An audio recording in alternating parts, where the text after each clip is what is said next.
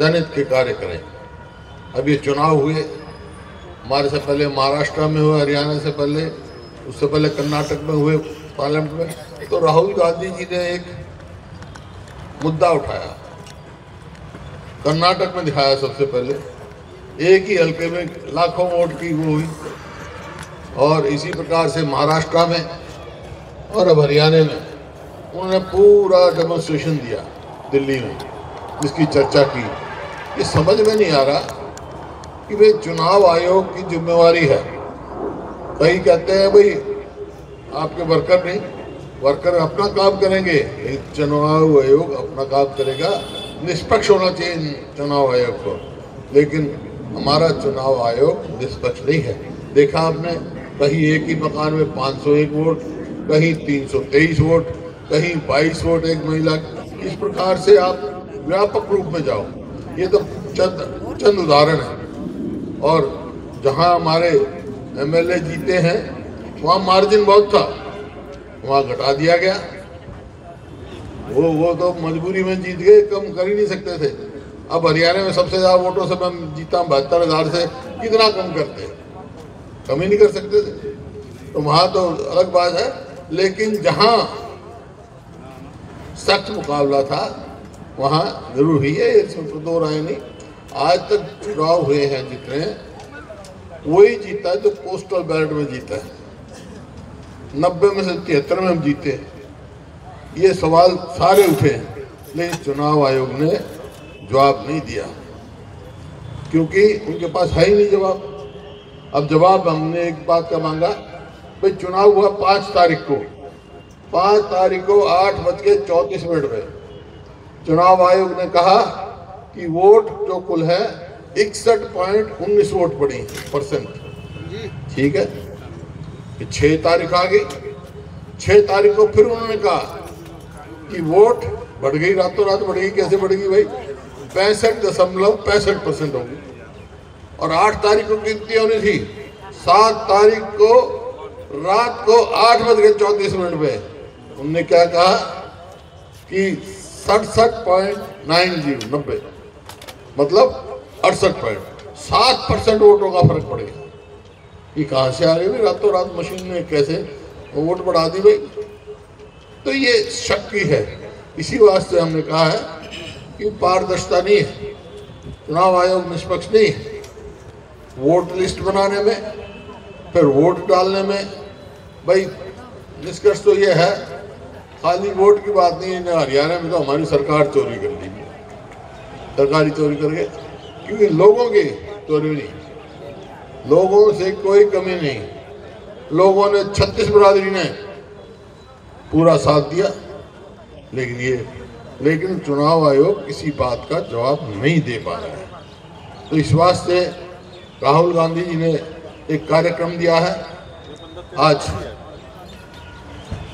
मैं अंबाला में आया हूँ, पूरे देश में किया, क्योंकि ये देश का सवाल है, कोई एक हरियाणा का सवाल नहीं है।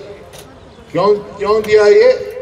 क्योंकि जनता जागरूक हो, हम जागरूक हो। इस संविधान जो कुर्बानियों से बना है, स्वतंत्रता सेनानियों की कुर्बानियों से बना है। अरे बहुत सारे स्वतंत्रता सेनानियों को तो हमारे को नाम भी पता है, गांव भी पता है।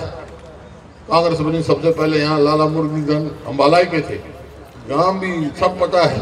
लेकिन ऐसे बहुत सारे लाखों आदमी हैं जिनका नाम और गांव नहीं पता, लेकिन देश के लिए कुर्बानी दी जब आजाद हुआ है। ऐसे भी तो हमारे नाम भी नहीं पता, गाँव। तो वो कुर्बानी देकर देश ने एक संविधान बनाया, दुनिया का बेहतरीन संविधान, सारे देशों के संविधानों का अच्छा। ठीक है, इस संविधान से हम छेड़छाड़ नहीं करने देंगे। ये हमारे में हमने ताकत पैदा कर दी है हमने, और यही प्रोग्राम लेके सारे देश में चलेगा।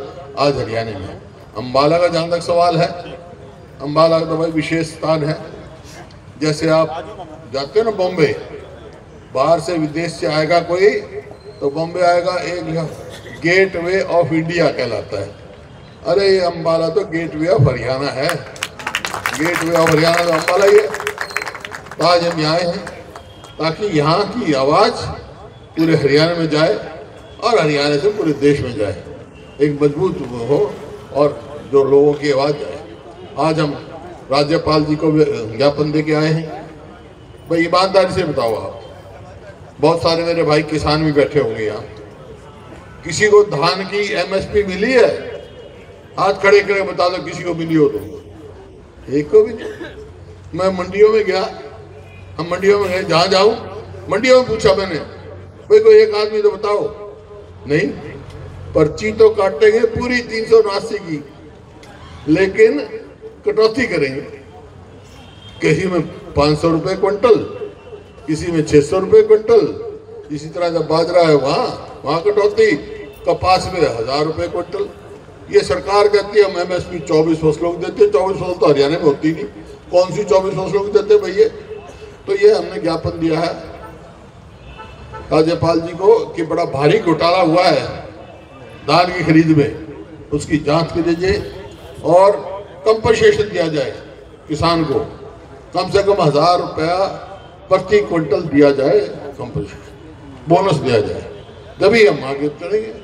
कितना नुकसान हुआ बारिश से। दूसरा हमने किया है कानून व्यवस्था पे। कानून व्यवस्था बिल्कुल चरमरा गई हरियाणा में। जो संगठित और नाइस क्राइम कहते हैं, संगठित अपराध, गैंगस्टर्स, 80 गैंग काम कर रहे हैं आज हरियाणा में, कोई सेफ नहीं है। हाँ, पहले तो खत्म हो गए थे, अब 80 हो गए ऐसे जो फिरौती मांगते हैं, कहते हैं मेरा नाम ये है, जो बैंक में जाते हैं, दुकान में जाते हैं, दिन दाड़े गोलियां चला के आ जाते हैं। आज हरियाणा पूरे देश में सबसे ज्यादा असुरक्षित प्रदेश है। अपने आप को कोई सुरक्षित महसूस नहीं कर रहा। तो परिस्थिति आपके सामने। फिर वोट लेनी थी, जब तो खटाखट बना दिए राशन कार्ड, बीपीएल कार्ड, अब 15 लाख काट दिए। अब 15 लाख काट दिए तो मेरा सवाल ये है, गवर्नमेंट को भी काम है, हमारा सवाल ये है, पहले बनाए क्यों और काटे क्यों भाई? पहले बनाए क्यों फिर काटे क्यों? तो ये इस किस्म के काम करते हैं। तो आपको मजबूत होके इस बात को आवाज को उठाना है। पहले तो ये कि संविधान बचाना है, तभी हम बचेंगे। जो राहुल गांधी ने आह्वान दिया है उसको देंगे, जो कार्यक्रम ये बताएंगे उसके कार्यक्रम अनुसार डिप्टी कमिश्नर को ज्ञापन देंगे और आप सब साथ चलेंगे। आपने इतनी देर इंतजार करी, हमारी आने में देर हुई, मजबूरी है, उसकी माफी चाहता हूँ और आपका धन्यवाद करना चाहता हूँ। इतनी देर इंतजार करी, बहुत बहुत धन्यवाद। जय हिंद।